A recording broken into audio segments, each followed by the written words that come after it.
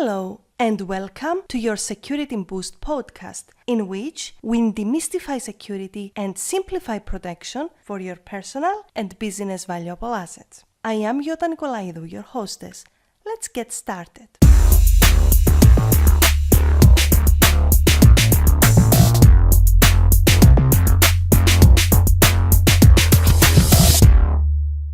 Hey there, I hope you're having a fantastic day and thank you so much for tuning in. So today we are going to talk about toxic environment alert. Just like when the human body is exposed to nuclear radiation, it dissociates, the environment of a business can create toxicity and eventually damage the business itself. But I'm not going to talk today about the business environment in the sense of bullying employees and not allowing them to flourish and offer their best in the process. I am talking about an intangible environment which affects the survival of your business. You see, we all live in environments, and each environment has its benefits and limitations which affect the living organisms existing in that environment. A very simple example is that the conditions of Earth allow humans to survive in contrast with the Sun. In some cases, the conditions within a specific environment can be altered by several factors and affect the survival of the living organisms of that environment. But you might wonder where I am going with this.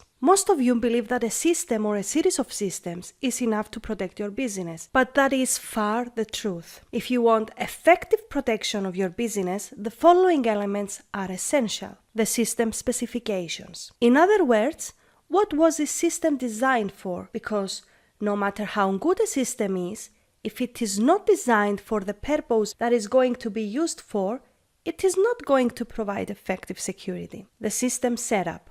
Even the best system, if it is not configured properly, loses from its effectiveness. The physical environment in which the system lives. If the system is secured and cannot be accessed online, but we place it in the middle of a field, well, we make it vulnerable. Do not forget, criminals do not care how they will achieve their goal and do not follow rules. They only care about the result. The other systems living in the same environment. Even though this is usually a high-level attack, even encrypted systems can be broken these days with enough knowledge and the environment for those to flourish. Do not forget that the architecture of our systems is outdated, sophisticated tools are leaked from the CIA and the NSA, and everything is connected to the internet. The virtual environment of the system, also called network. The connectivity of things in combination with a network architecture which is based on physical devices characteristics with leaked compromise approaches is just not safe.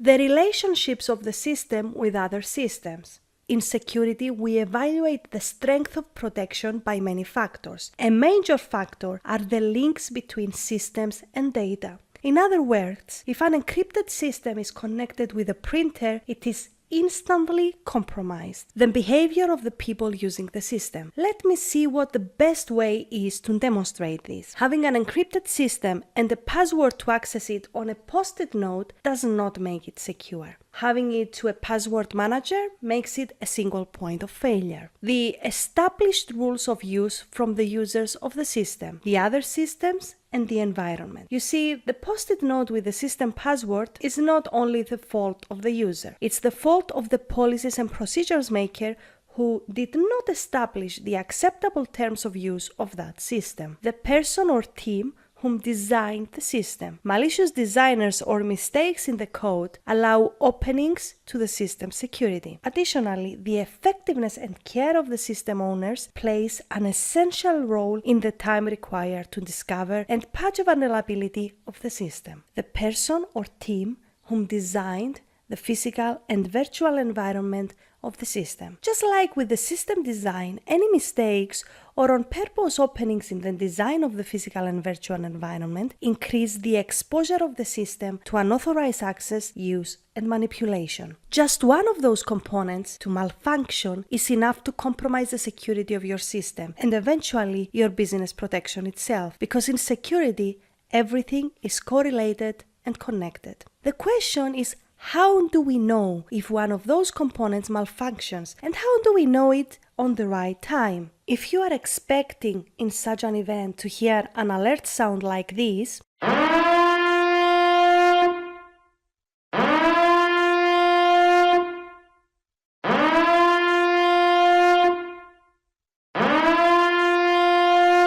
this is not the case. There is no physical alert until it is already too late. Well, not for all the aforementioned factors do you ever have 100% control, but for most of them you can be aware when they are malfunctioning with accountability. Accountability is a silent alarm, but the good news is that it can notify you in time about security malfunctions. Accountability is one of the most essential components of an effective security strategy, as it provides real-time, uninterrupted visibility. How do we achieve it? With control checkpoints, which are basically pre-set up metrics which are placed strategically in order to evaluate in real time and with realistic scenarios the effectiveness of your business protection. Your security is not going to be static. It must be dynamic and adapt with the factors that alter your business environment. Without these control checkpoints, it's impossible to create a sustainable model of protection which will remain effective,